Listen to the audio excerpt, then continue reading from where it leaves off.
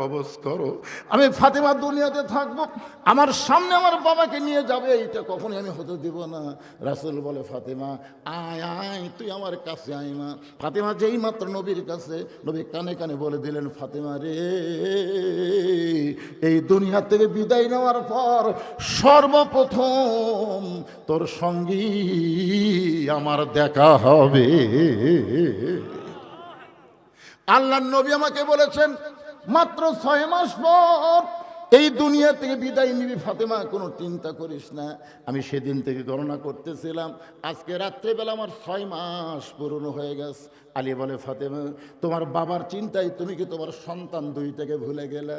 তুমি কি জানো তোমার হাসান হোসেন সবসময় মদিনার অলি গলি কান্দে আর বলে, আমার নানা কোথায় রে, আমার নানা কোথায় রে? ফাতেমা রে, এই 6টা মাস আমি হাসান হোসেনের মুখের দিকে তাকায় দেখছি, চোখের দিকে তাকায় দেখছি, এদের দুই ভাইয়ের চোখে কোনো সময় পানি ছাড়া দেখতে পাই নাই। যেই সাহাবী ভাই তারে জিজ্ঞেস করে, আমার নানা কোথায়? নানা ছাড়া আমরা থাকতে পারবো না।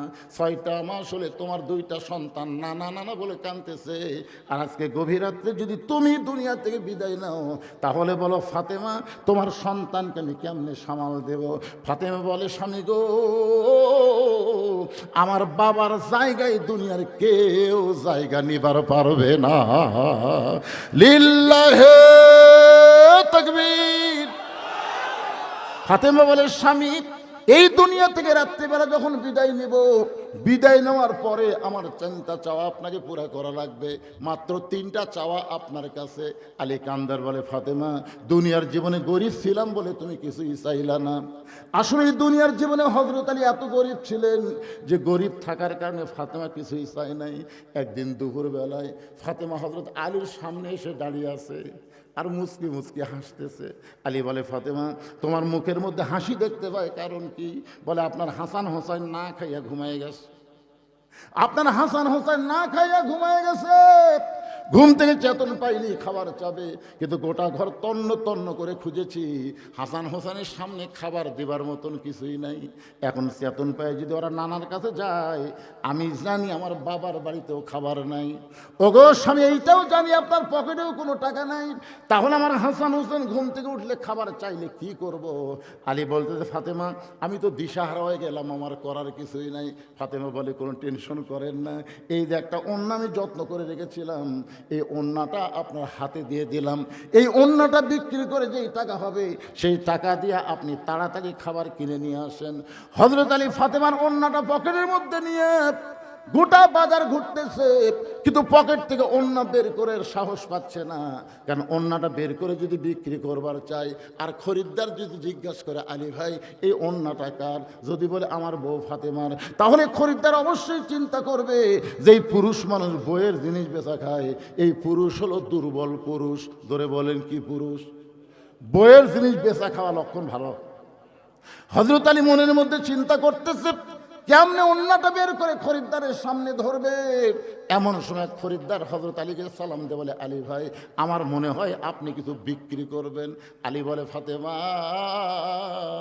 যখন খরিদ্দার বলেছে আমার মনে হয় কিছু বিক্রি করবেন, সঙ্গে সঙ্গে চিন্তায় পড়ে গেলাম, এটা কি খরিদ্দার আমি বিক্রি করব? আল্লাহ ছাড়া দুনিয়ার কেউ জানে না।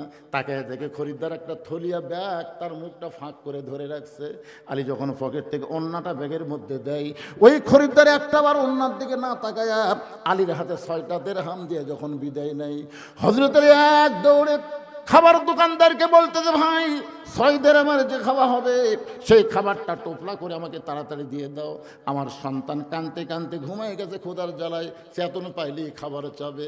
দোকানদার তড়িঘড়ি করে 6 দিরহামের খাবার টোপলা হযরত আলীর হাতে যখন দেবার চাই, হযরত আলী দোকানদারের কাছ থেকে যখন টোপলা নিবে, এমন সময় টাকা দিয়ে টোপলাখানা নিবে, এমন সময় এক ফকির এসে আলীর সামনে কান্দার বলে, আলী রে, আজকে 3 দিন হলে আমার বাড়িতে কোনো খাবার নাই, যদি পারো আল্লাহর রাস্তে আমাকে সাহায্য করো। আলী মনের মধ্যে রাগ করলেন, সন্তানের জন্য খাবার টোপলা নিব আর এমন সময় ফকির সামনে দাঁড়াইছে, কি করবে? মনে হয় ফকিরকে বলবে মাফ করো। এমন সময় আল্লাহর কোরআন বলতেছে, আম্মা সাইলা ফালা তানহার, আলী রে ফকিরের সঙ্গে খারাপ ব্যবহার করিস না। হযরত আলী 6টা দিরহাম থেকে একটা দিরহাম যখন ফকিরকে দিবে, মনে মনে সিদ্ধান্ত নিয়েছে 5 দিরহামের খাবার নিয়ে বাড়ি যাবে।